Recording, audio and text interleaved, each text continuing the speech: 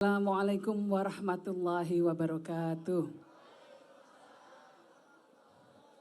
Salam sejahtera bagi kita semua. Shalom, Om Swastiastu, Namo Buddhaya, salam kebajikan, rahayu.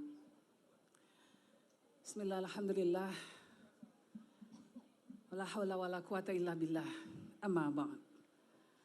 Pertama-tama saya ingin mengucapkan terima kasih kepada seluruh hadirin hadirat yang telah hadir, para kiai, para bunyai, para ulama, para tokoh agama, lintas iman, para pejabat pemerintahan, para menteri kabinet, gubernur DKI dan wakil, bupati Cianjur dan wakilnya, para ibu-ibu muslimat dan ibu-ibu majelis taklim, para seniman, para budayawan, para tokoh-tokoh politik, teman-teman difabel, dan seluruh muhibin Gus Dur yang telah hadir pada hari ini.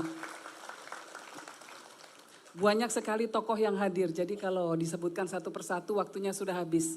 Tetapi ini semua tidak mengurangi rasa hormat kami sekeluarga kepada seluruh undangan yang telah hadir, baik para tokoh, tokoh agama maupun masyarakat umumnya.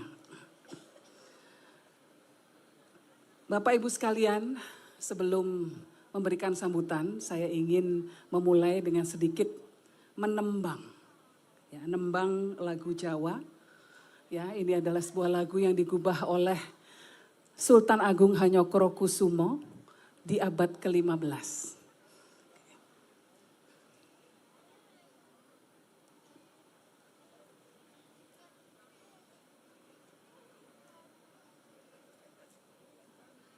Gitarnya masih agak kelamaan ya, gak apa-apa.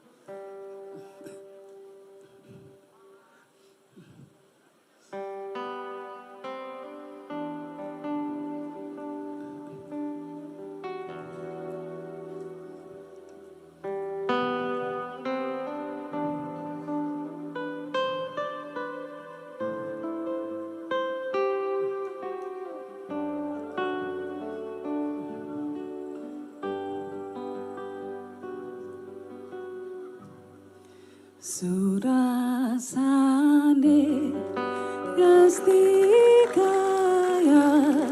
kaya tingkang pokokotem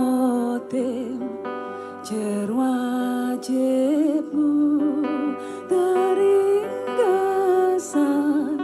ngauruhiti tining ilmi cinta tineng sastro kawitane aksara sawiji alif kang tutu mangku gaibu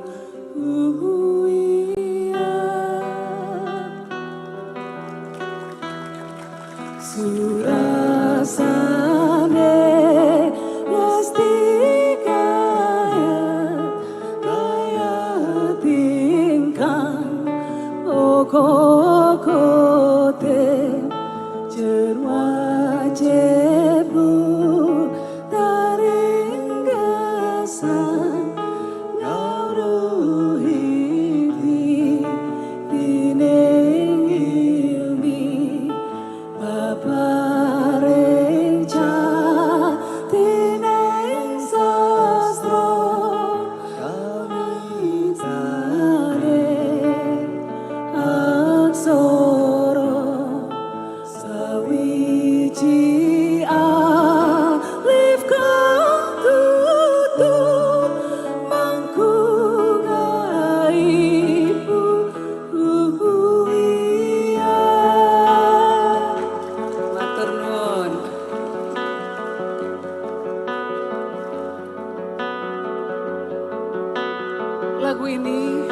Lagu ini berkisah khalaqal insana min 'alaq iqra wa rabbukal akram alladzi 'allama bil qalam 'allamal insana ma lam ya'lam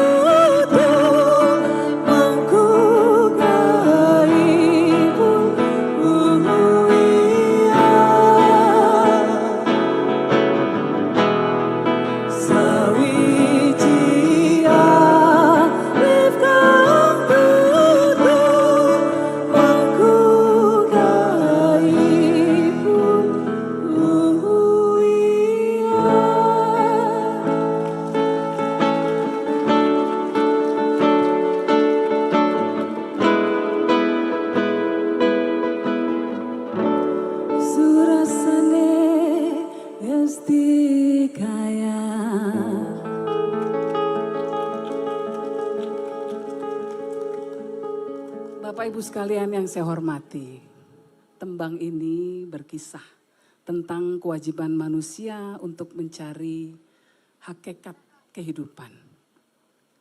Dan hidup yang hakiki abadi, manusia punya kewajiban yang satu, yaitu mengetahui hakikat ilmu. Hakikat ilmu itu terangkum dalam aksara. Dan asal mula aksara hanya satu, yaitu alif. Alif inilah yang menjadi petunjuk yang memuat seluruh substansi kegaiban. Kenapa saya memulai sambutan saya dengan tembang ini? Karena untuk mengingatkan kita semua bahwa dalam kehidupan kita, secerdas apapun kita, sepintar apapun kita, seberkuasa, sekuat-kuatnya kita, tetap hakikat kehidupan yang paling utama adalah untuk mencari jalan ilahi. Dan itu ditunjukkan oleh alif yang menjadi petunjuk. Bapak Ibu sekalian, hari ini saya berdiri di hadapan Bapak Ibu sekalian bukan hanya sebagai anak kedua Gus Dur, tetapi juga sebagai saksi hidup yang melihat dengan mata kepala sendiri bagaimana Gus Dur menjalani hidupnya dengan satu prinsip, yaitu menajamkan nurani dan membela yang lemah.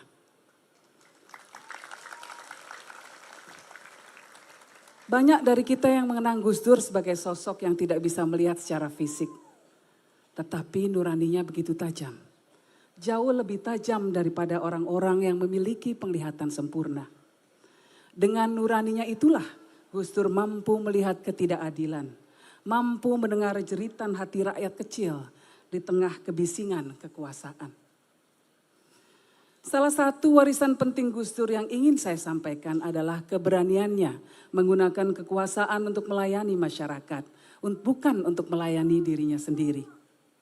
Gus Dur memahami bahwa kekuasaan adalah amanah, bukan alat untuk memanipulasi atau merugikan rakyat. Tasyaruful imam ala ra'iyah manutun bil maslahah. Inilah dalil yang kerap dikutip Gus Dur sebagai pegangan beliau. Kebijakan pemerintah atas rakyatnya harus didasarkan kepada kemaslahatan yang ada di tengah masyarakat. Sebagai presiden, Gus Dur menaikkan gaji seluruh pegawai negeri. Karena ia tahu rakyat kecil hidupnya susah. Ia tidak pernah menggunakan jabatannya untuk memperkaya diri atau sekedar mempertahankan kekuasaan. Semua yang beliau lakukan adalah untuk kepentingan masyarakat. Hadirin sekalian, inilah yang seharusnya menjadi pelajaran bagi kita semua, terutama bagi para pemimpin kita hari ini. Saat ini kita menghadapi tantangan yang begitu besar. Rakyat hidup dalam kesulitan, harga kebutuhan pokok melonjak, daya beli menurun, kelas menengah turun kelas, bahkan berkurang jumlahnya sebanyak 9 juta orang. Para ekonom menganalisa bahwa konsumsi domestik adalah penopang terbesar laju ekonomi Indonesia. Tetapi justru saat ini ada rencana pemerintah untuk menaikkan pajak pertambahan nilai menjadi 12%. Apakah ini bijak? Mari kita lihat negara lain. Singapura justru memberikan bantuan tunai kepada rakyatnya. Vietnam menurunkan pajaknya dan justru memperkecil jumlah pejabatnya. Namun Indonesia justru mengambil langkah sebaliknya. Jika Gus Dur masih ada, saya yakin beliau akan berdiri bersama rakyat kecil dan mengatakan, hentikan rencana ini. Prioritaskan kesejahteraan rakyat, bukan hanya angka-angka di atas kertas. Turunkan angka korupsi, bukan malah rakyat yang harus dibebani. Hadirin yang saya cintai, ada satu lagi pelajaran besar yang diwariskan oleh Gus Dur. Yaitu beliau mampu membedakan mana kekuasaan dan mana kemanusiaan. Ya ayyuhalladzina amanu kunu qawwamina bil qisti syuhada'a lillah walau ala anfusikum awil walidaini wal aqrabin. Wahai orang-orang yang beriman, jadilah kamu penegak keadilan dan saksi karena Allah, walaupun kesaksian itu memberatkan dirimu sendiri, ibu bapakmu atau kerabatmu. Perintah ini ditujukan untuk semua orang yang beriman, bukan hanya kaum muslimin. Salah satu keputusan terbesar Gus Dur untuk menegakkan demokrasi di Indonesia adalah memisahkan kepolisian dari Tentara Nasional Indonesia. Sebuah langkah yang tidak mudah untuk dilakukan. Pada masa lalu, di bawah kekuasaan Orde Baru, tentara dan polisi berada dalam satu komando yang memberikan potensi penyalahgunaan kekuasaan dan represi terhadap masyarakat. Gus Dur dengan kejernihan pikirannya memahami bahwa untuk mewujudkan negara yang benar-benar demokratis, kita harus memastikan bahwa kepolisian menjadi institusi sipil yang berfungsi untuk melindungi rakyat, bukan sebagai alat kekuasaan yang menindas. Saat ini kita memberikan acungan jempol untuk Tentara Nasional Indonesia yang telah belajar dari kesalahan di masa lalu dan telah menerapkan disiplin diri yang sangat kuat untuk tidak lagi cawe-cawe dalam politik. Bahkan Presiden Prabowo Subianto terpilih melalui mekanisme demokrasi. Tetapi fenomena sebaliknya justru terjadi pada aparat kepolisian. Polisi yang seharusnya melindungi rakyat justru menjadi ancaman di masyarakat. Gama Rizkinata, siswa SMK 4 Semarang. Budiman Arisandi, warga Palangkaraya. Haryono, saksi pelapor yang saat ini malah dijadikan tersangka. Mereka adalah contoh-contoh kecil dari para korban abuse of power dari aparat kepolisian. Amnesty International mencatat bahwa sepanjang tahun 2024 saja ada 116 kasus kekerasan yang melibatkan polisi. 29 diantaranya adalah extrajudicial killing atau pembunuhan di luar hukum. Dan 26 adalah kasus penyiksaan dan tindakan kejam. Saya ingin mengajak kita semua untuk merasakan sejenak apa yang Gus Dur rasakan. Ketika ia melihat ketidakadilan, ketika ia melihat kebrutalan, ketika ia melihat masyarakat yang terabaikan dan tertindas. Bayangkanlah sejenak bagaimana perasaan kita jika kita berada di posisi mereka yang selalu dipinggirkan, yang suaranya tidak pernah didengar. Apakah kita akan diam begitu saja? Apakah kita akan membiarkan mereka terus berada dalam kesulitan?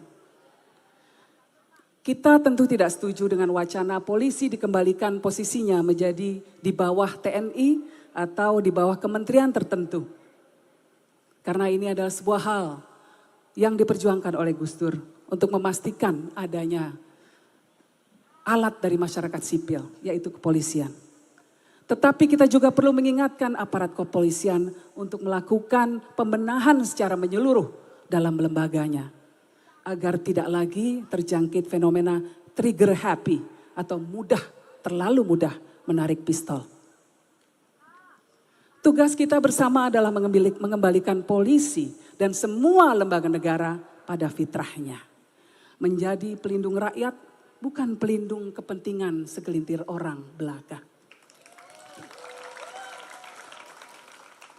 Bapak Ibu yang saya hormati, Gus Dur pernah berkata, yang lebih penting dari politik adalah kemanusiaan. Pernyataan ini mengajarkan kepada kita semua bahwa segala keputusan, kebijakan, dan tindakan kita harus berlandaskan nurani. Sebab pada akhirnya nurani yang tajamlah yang akan membawa kita semua menuju jalan yang benar, menuju keadilan yang hakiki. Seperti alif yang menjadi petunjuk, semua ilmu yang kita miliki, semua kuasa yang kita pegang, semua harta yang kita nikmati, hendaknya diarahkan menuju jalan ketuhanan. Yaitu dengan cara melayani semua umat Tuhan di bumi. Dengan menegakkan keadilan dan selalu membela mereka yang lemah. Terima kasih, semoga kita semua bisa menjadi penerus perjuangan Gus Dur, menjadi orang-orang yang berjuang untuk kaum-kaum yang terpinggirkan. Wallahul muwaffiq ila aqwamit thoriq. Wassalamualaikum warahmatullahi wabarakatuh.